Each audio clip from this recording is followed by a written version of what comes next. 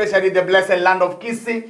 You're so much welcome, BJ. Praise the Lord. Thank you. Praise God. How are you? Good. How has been your night? It's been awesome. It's very nice. Yes, sir. Okay, we thank God we are here. How do you see the weather from here in Kenya and the other side? It's perfect. It's perfect. Yeah. Okay, you're welcome. Thank you. Feel free to share the word of God with the servants. We have many people who are watching online. We have people who are watching live on TVs at homes. So you're so much welcome. You want to start with introduction, who you are, where you come from, and then you give us the word. May God bless you. Thank you so much. Yeah, it's an honor to be here today. Apostle BJ Riley from the United States of America. Namshukuru Mungu kwa hapa asubuhi ya leo. Jina langu ni Mtume BJ kutoka pale Marekani. We thank God to be here in Kenya. Namshukuru Mungu kwa hapa Kenya tena. We know we're living in the last days. Najua tunaishi siku za mwisho. And the Bible says that in the last days, Biblia inasema kwamba katika siku za mwisho God is going to pour out His Spirit upon all flesh. Mungu anakwenda kumimina roho wake juu ya kila mwenye And mnyama. we're seeing that happen. Na tumeiona ikitokea. Before I preach today, Kabla sijanena, I want to testify just a little bit so you know who's preaching to you. ruhusu nitoe ushuhuda kidogo ujue mimi ni nani naye kuhubiria I've asubuhi. not always been a preacher. Mimi sikuzaliwa tu nikiwa mhubiri. I've not always wore suits. Yaani mimi sikuwa hivi nilivyo leo kuvaa suti. But when I was 15 years old, I was on drugs. Nilipokuwa miaka 15 nilikuwa nikitumia For madawa. 11 years, I was on drugs. Madawa ya kulevya kwa miaka 15 nikayatumia. In trouble with the law. Nikawa nashikwa na serikali. Going to jail and getting out of jail. Nikawa napelekwa gerezani, polisi kila I didn't have any hope in my life. Sikuwa na nafasi. I had ya no tumaini. direction in my life. Sikuwa na mwelekeo katika maisha. But in April of 2010, Lakini mwezi wa 4 2010 I was in a church service. nikawa katika ibada And kanisani. as the preacher was preaching, Na mhubiri alipokuwa the kinena, power of Jesus Christ nguvu zake came down into my life. zikashuka kwangu And He set me free. na zikaniweka He huru. changed my life. Kabadilishiwa I maisha. repented of my sins. Nikatubu dhambi I zangu. was baptized in the name of Jesus. Batizwa kwa jina la And Yesu. God filled me with the Holy Ghost. Mungu akanijaza roho. And since that time, Kuanzia wakati ule He's taken me around the world amenizungusha to ulimwenguni preach this great gospel, kuhubiri injili. to lift up the name of Kuinua Jesus. jina lake. And so I want you to know today Nataka ujue leo that the things that are impossible with man, kwamba mambo yaliyoshinda they are wanadamu, possible with God. Yesu anaweza.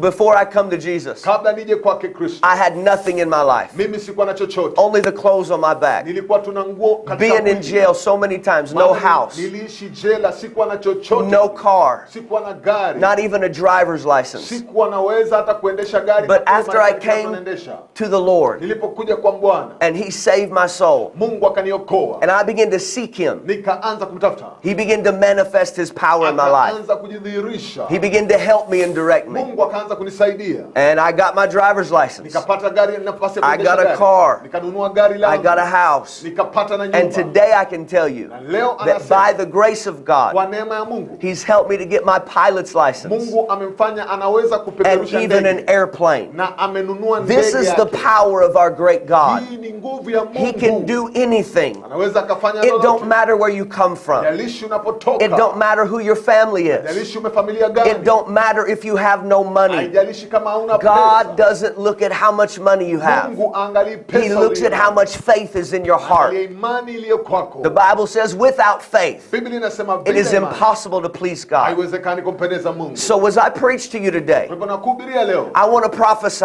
Nataka kukutabiri. that as you watch, kwamba unapotazama, you can have an encounter with Jesus. Mungu akutane pamoja This nao. same Jesus Yesu huyo. that we read about in the Bible, Unayemsoma Biblia. the same Jesus that set me free, Yesu aliyeniokoa. can meet you where you are Weza today. akakutana nawe leo. Hallelujah. Hallelujah. I want to read a verse of scripture Nataka nisome andiko. out of Mark chapter 1 Marko 1 and verse 38. mstari 38. It says, "And Jesus said unto them, Biblia inasema kwamba Yesu akasema kwao, Let us go into the next towns, twende katika mji ulio mbele. that I may preach there also. Alafu nikahubiri For pale. that's why I've come." Maana ndio sababu yangu kuja. And Jesus preached in their synagogues, Yesu akahubiri kwenye and He sinagogi. cast out devils. Katoa pepo. And there came a leper to Him, Na pakaja mtu mwenye ukoma kwake, beseeching Him and kneeling down, wakimuomba amponye. and saying unto Him, Akasema kwake, if thou will, kama ungependa thou can make me clean. weze kuniponya. And the Bible says Jesus moved with compassion, Biblia inasema kwamba Mungu akatembea and he kwa put upendo, forth his hand, akanyosha mkono wake, and he touched the leper. akamguza mwenye ukoma, And he said, I will, akasema be nakubali, thou clean. pona sasa. And as soon as he had spoken, Na baada ya kuzungumza, immediately the leprosy departed, mara mwenye ukoma akapata kupona and he was cleansed. na akawa takasika. I want to preach for just a few moments today Nataka kuzungumza muda mchache leo on this simple subject. kwa hili swala ndogo. Jesus Christ, Yesu the Kristo, great physician. yeye ambaye ni mponyaji. And if I was going to subtitle Na this, kama ningelipa I would kichwa, subtitle it, Jesus can put you back together ningeweka again. kichwa kidogo kwamba Yesu anaweza kukurudisha ulivyokuwa. Father, I thank you today Baba nakutukuza that the word of God is anointed, kwamba neno lina nguvu, that you sent your word and healed kwamba them. ulituma neno utuponye. God, I pray today Natangaza that you Bwana, would increase kwamba utaongeza, and that I would decrease. mimi nitashuka. Have your way today. Pata njia yako. Bless your people today. Watu wako leo. In Jesus' name we Kwa pray. jina la Yesu tunaomba. Amen and amen. Amen and amen. In the beginning of the New Testament, Pale unapoanza Agano there are Jipya, 4 books in the kuna Bible. vitabu vinne pale. They're called the Gospels. Vitabu vitabu vya Injili. And they're the good news about Jesus Na kuna Christ. habari njema ya Kristo. In the Gospel,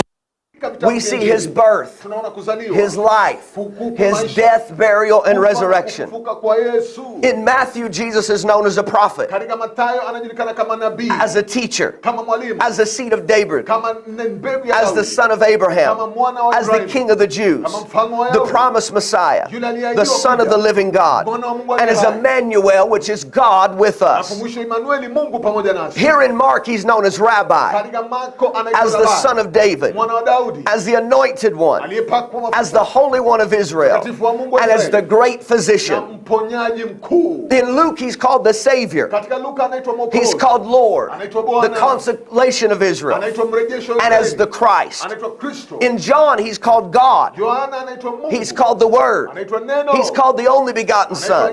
He's called the Creator of the world, the bread of heaven, the bread of life. He's called the way, anaitwa njia, the truth, kweli, the life, na uzima, the door, mlango, the gate, the good shepherd, the King of Israel, the Lamb of God, the light of the world, the true vine, the resurrection, and the great I am. ufufuko na Somebody aliye give hai. him a praise today. Hallelujah.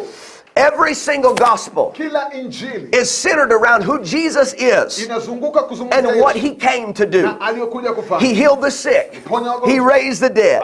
He cast out devils. Akatoa mapepo, He worked many miracles. akafanya miujiza. But even though he did all that, Hata kama alifanya he haya, came for one reason. alikuja kwa njia moja. He came to die on the cross Alikuja kufa for the sins of the world. kwa dhambi For the zake. Bible said God so loved the world Inasema kwamba aliupenda that he gave his only begotten Son, that whosoever believeth in him would not perish, but have everlasting life. God is a spirit, Mungu ni roho, and the Bible says he prepared himself a body, akajitengenezea and he mwili, came into the world that he created. na akaja katika He ulimwengu, lived a sinless life, akaishi maisha yasiyo and he dhambi. went to the cross. And when he was on the cross, he could have called 10,000 Angeita angels. malaika kumpigania. He could have spoke one word Angezungumza and neno moja. destroyed the world.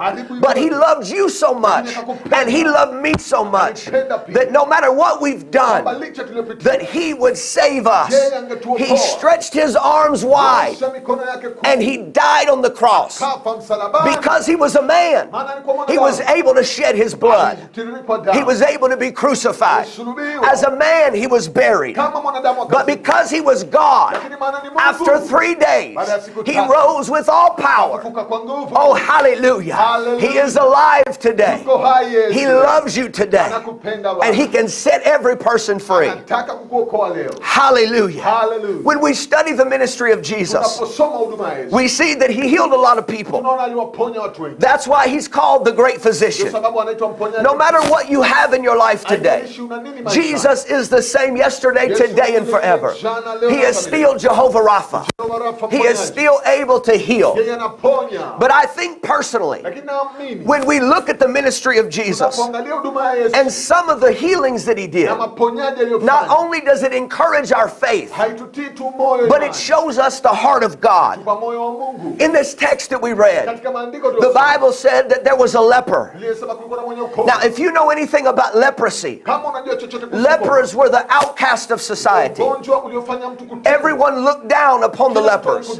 They were unclean. Kila mtu alikuwa anakuwa Just like I was when I was kama nilipokuwa mchafu. I was unclean. Nilikuwa mchafu. And sometimes sin separates you from your family. Dhambi inatutenga. People look down upon you. Watu wanakudharau. This leper, Huyu mwenye ukoma. the Bible tells us Biblia inasema that he had to stay away from everyone. ilibidi ajitenge na If a leper was married, they had to stay away from their kama wife. alikuwa yuko kando na familia. If they had children, they had to stay away from their Kama alikuwa children. na watoto ikabidi akana. But when we see Jesus healing this leper, Lakini tunamwona Yesu we akisonga. see the heart of God. Tunaona moyo wa Mungu. We see that Jesus touched the leper. Tunamwona Yesu akigusa. Jesus had the power Yesu akagusa to yule speak mtu. one word Akazungumza neno. and heal the leper.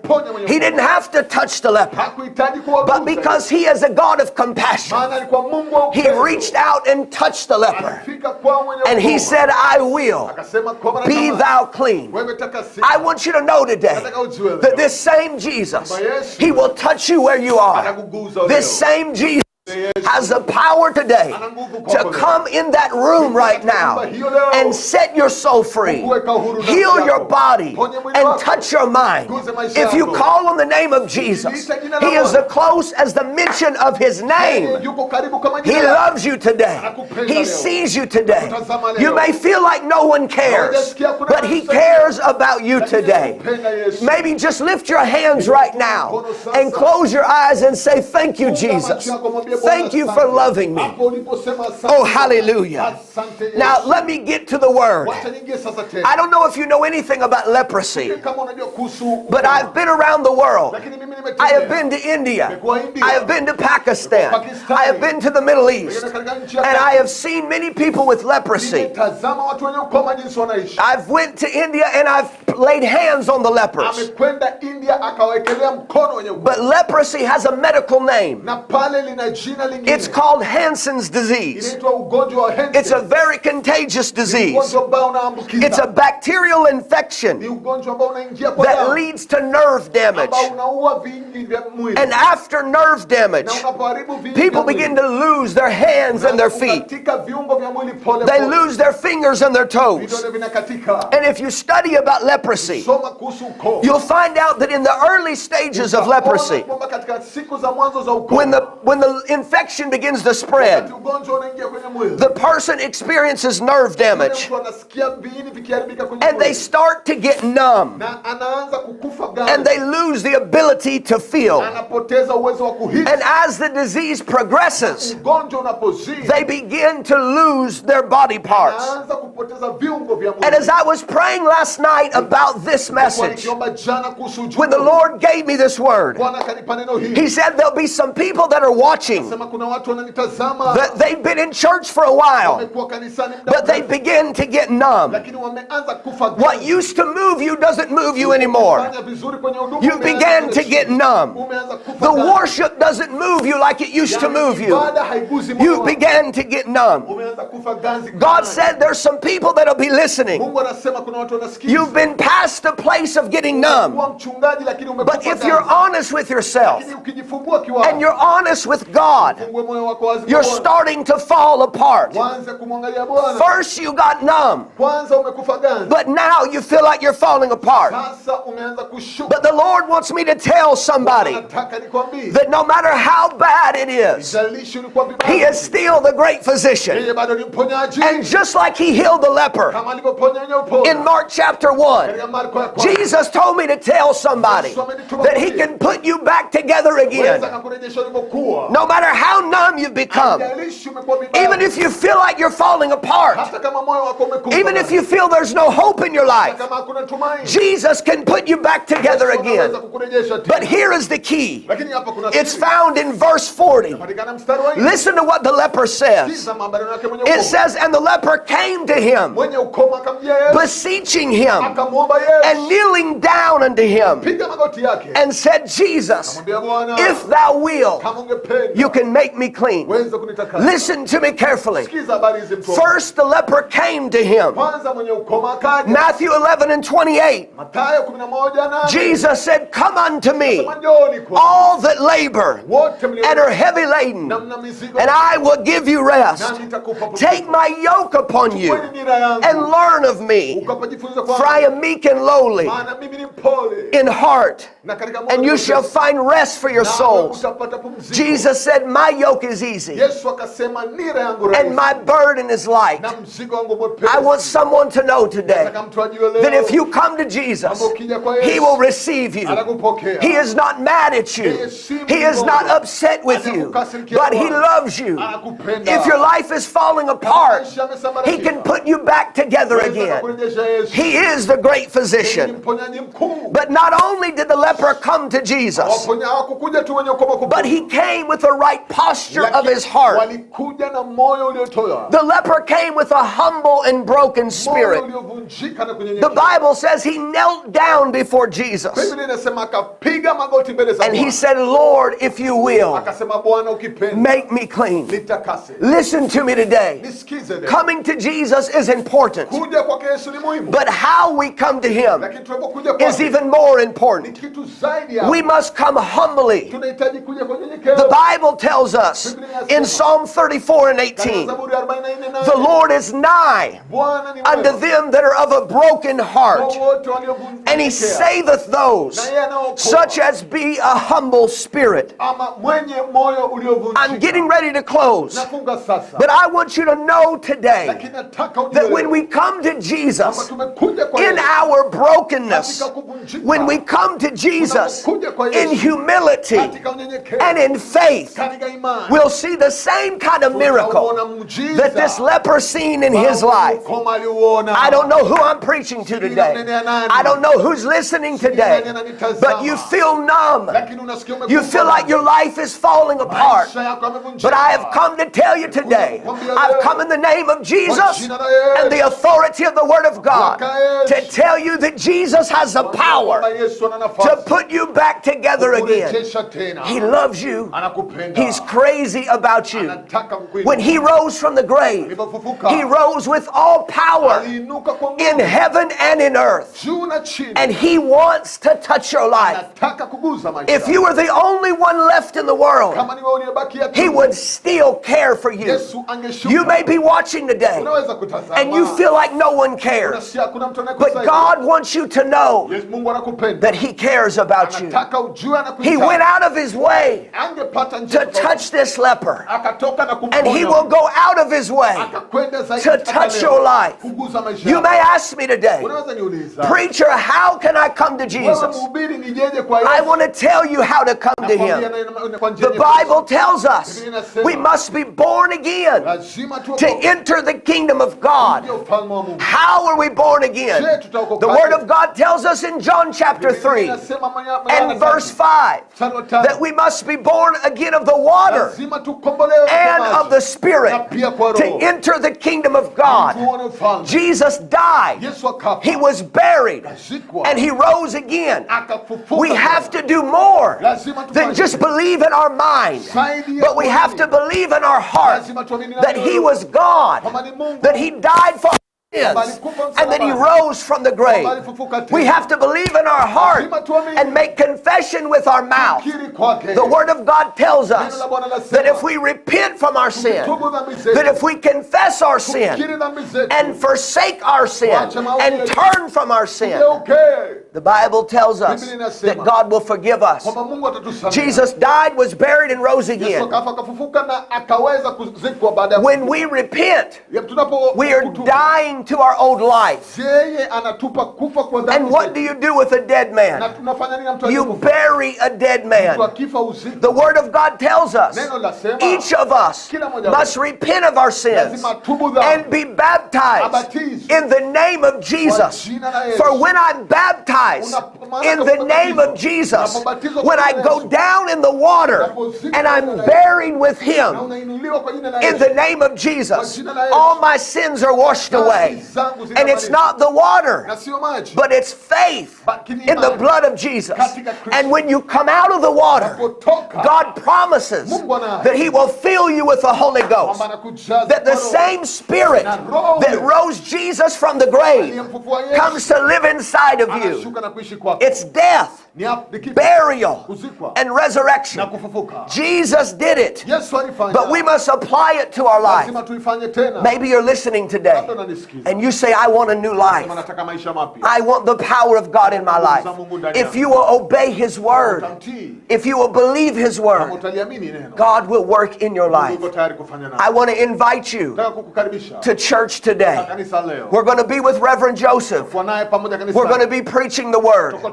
And after service, we're going to baptize people in the name of Jesus Christ. Maybe you're hearing today and you need a touch from God. If you can make it to church today, we will baptize you in the name of Jesus. But if you cannot make it, if you're far away, I want you to know that if you call on the name of Jesus, He will come to where you are because He loves you. I want to pray for you right now. I want to ask God to touch you right now. Father, I thank you today that you are the same yesterday, today, and forever. I thank you for the power of God that I feel right now. I thank you that you told us where 2 or 3 gather in your name, that you are there in the midst. Father, I pray right now, let your power fall. Let your glory come. Touch your people right now. Touch every listener right now. I rebuke every devil. I bind every demon. I rebuke the spirit of hopelessness. God, somebody feels today like their life is falling apart. Touch them now. Heal them now. Deliver them now. I see someone in the spirit. You're crying tears in your eyes. The Lord sees those tears. He's touching you right now. He's healing you right now. He's doing something for you right now. Hallelujah.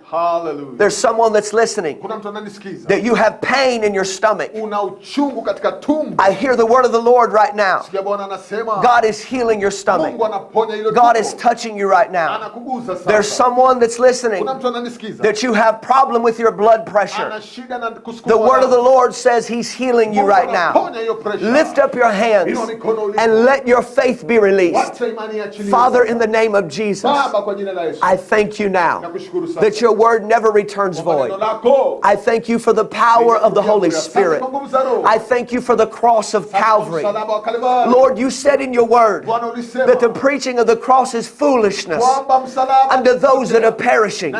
But God, unto us that are being saved, the cross is the power of God. I thank you for your blood. I thank you for your spirit. I thank you for your word. I thank you, Lord, for what you have done right now, for what you're doing for your people. We give you all the glory today. In Jesus' name we pray. Let's clap our hands to the Lord great big. Hallelujah, hallelujah, hallelujah. Glory to God. We want to thank you for listening to the Word of God today. We want to invite you to church.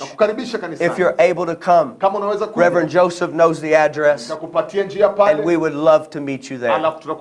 No matter where you come from, the same Jesus that set me free, called me into the ministry, that sent me to the world, that same Jesus can do for you what He's done for me. God bless you today. Amen. Amen. Thank you very much, Apostle BJ, for the good word. Amen. You have encouraged the people that God, and no matter how long it will take, God want to save someone. Amen. At the same time, God want to change the life of someone. We really appreciate. Thank you very much. So for how long are you in Kenya? We leave this coming Tuesday. On Tuesday, you'll be leaving to the U.S.? Yeah. Okay. What is your mission to